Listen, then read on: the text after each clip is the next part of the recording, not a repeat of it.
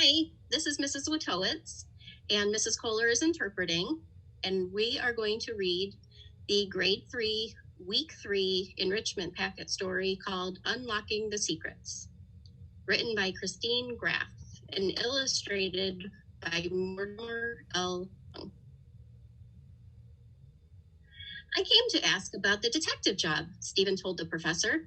Professor Enke said the job wasn't for a detective. It was for an assistant archaeologist. Oh, too bad. I want to be a detective, said Stephen. But archaeologists are a lot like detectives, replied the professor. What exactly is an archaeologist? Stephen asked. You're looking at one, Enke said. I'm one of the people who found some of the things you just saw in the museum. Archaeologists study people who lived long ago by looking at the things they left behind. We use tools to dig in the ground. We have to be really careful not to damage the artifacts, so sometimes we even dig with toothpicks. Sometimes we find bones or coins or jewels. Sometimes we find whole villages buried in the earth. Then we try to learn as much as we can about the things we find and about the people who made them. Right now, my team is studying the ancient people of Mesopotamia. They had a great civilization. Everything we know about them today comes from work done by archaeologists and other scientists. A lot of what we've learned about the Mesopotamians comes from reading what they wrote about themselves. Mesopotamians were amazing record keepers. They wrote on slabs of clay, which dried in the hot sun. It's really exciting to read these notebooks from the past. They have everything from recipes to the names of the Mesopotamian kings.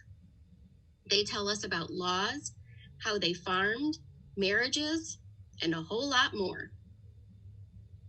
If it hadn't been for the people who discovered and translated these writings, much of what Mesopotamian life would still be a mystery to us.